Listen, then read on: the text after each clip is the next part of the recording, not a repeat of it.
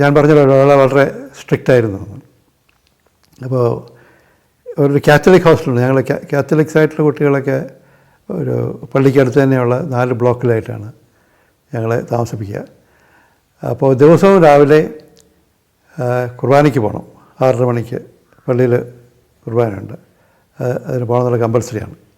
ആ സമയത്ത് വാർഡൻ വന്ന് നോക്കും മുറിയിൽ ആളുണ്ടോ ഇല്ലെന്നുള്ളത്. വാസ്തവം പറഞ്ഞ് ഞങ്ങൾ ഇവിടെ ഒരു നല്ല രീതിയിൽ വളർത്തപ്പെട്ടൊരു കുടുംബത്തിൽ നിന്ന് വരുന്ന ആൾക്കാരാണെങ്കിലും പക്ഷേ ദിവസവും പള്ളിയിൽ പോകണമെന്നുള്ള ഒരു നിബന്ധന ഇവിടെ ഉണ്ടായിരുന്നില്ല. ഞായറാഴ്ച മാത്രമേ ഞങ്ങൾ പള്ളിയിൽ പോകാറുള്ളൂ.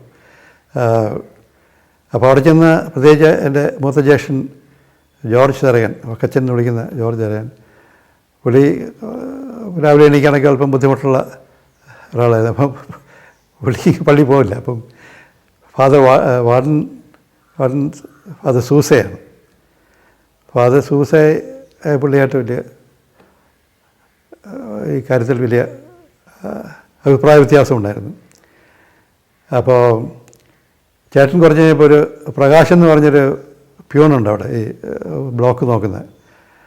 അവന് ഒരു ലോക്ക് വാങ്ങിച്ചു കൊടുത്തിട്ട് പറഞ്ഞ് പുറത്തുനിന്ന് പൂട്ടിയേക്കണം, അപ്പോൾ അച്ഛൻ വന്നാൽ അറിയില്ലല്ലോ പറഞ്ഞു. അച്ഛൻ വളരെ സ്മാർട്ടായിരുന്നല്ലോ, അച്ഛൻ മനസ്സിലായ ആളാകത്തുണ്ടെന്ന്. അച്ഛൻ അത് ഡബിൾ ലോക്കിട്ടു.